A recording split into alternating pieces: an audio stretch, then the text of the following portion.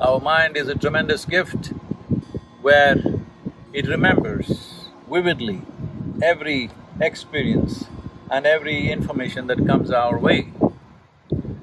Well, this can be transformed into a phenomenal imagination, but if you lose control over your imagination, if you lose the discrimination as to what is imagination and what is reality, what is future, what is present and what is past, then your mind will become your greatest enemy. Most human beings are not suffering life, they're just suffering their memory and their imagination. What happened 10 years ago, they still suffer. What may happen day after tomorrow, they already suffer. This is not about life. This is about lack of control over two most fantastic faculties that human beings have, a vivid sense of memory and a fantastic sense of imagination. Do not worry about your future. If you do your present well, future will naturally blossom. We can only work with what's on our hands right now. You cannot work with what's on your mind. You can plan for what's on your mind, but you cannot do anything about it. You can only act in the present moment. You can only handle what is there right now. Those of you who too engrossed in your own thoughts and emotions, constantly being maybe on social media or something, I think you must get rid of your phone and take a walk in the forest. If it's not possible every day, at least 1 or 2 days in a month, you might get lost somewhere. Just be in nature, all by yourself, walk, sit, observe.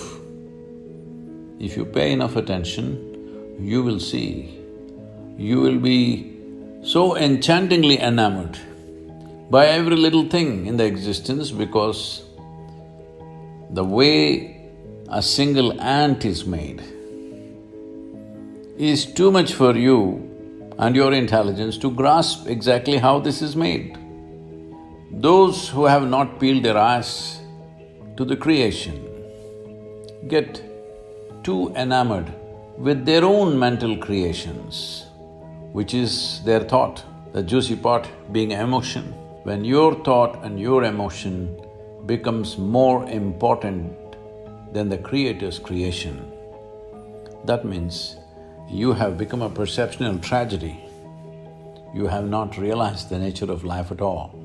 We know many things, we can do many things, but we do not know anything in its entirety. So this is the nature of the existence.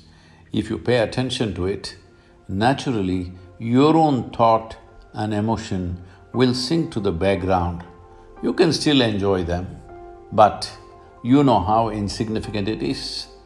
So it's very important that if you want to experience the multifarious dimensions of life, you have to be non-serious.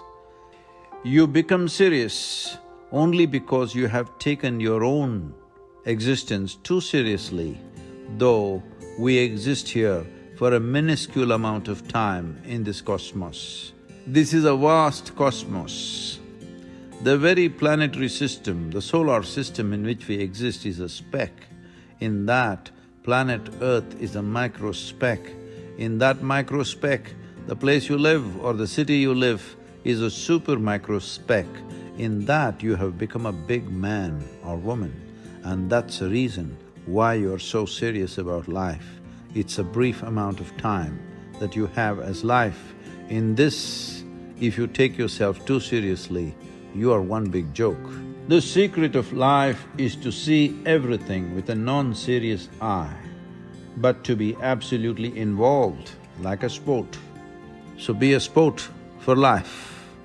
If you want to be a sport for life, you have to be able to see that your existence is of consequence for the times in which we live, but not of eternal consequence unless you touch the eternal dimension of who you really are.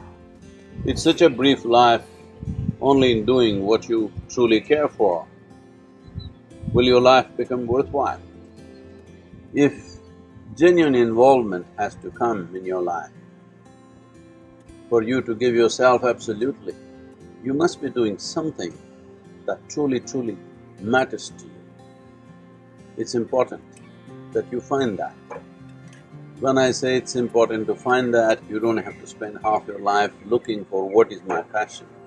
No, you just have to dig into this ability of you making everything yours. When everything is yours, this whole world is yours, this cosmos is yours. So when it is a part of you, if you involve yourself absolutely and constantly strive to create what matters to you, what you really care for, then your existence itself will be worthwhile. Not necessarily your actions, not necessarily what you achieve and may not achieve, but your very existence will be truly worthwhile, because just to breathe and be is a phenomenon. There is no greater phenomenon in life. If this is not worthwhile, what is?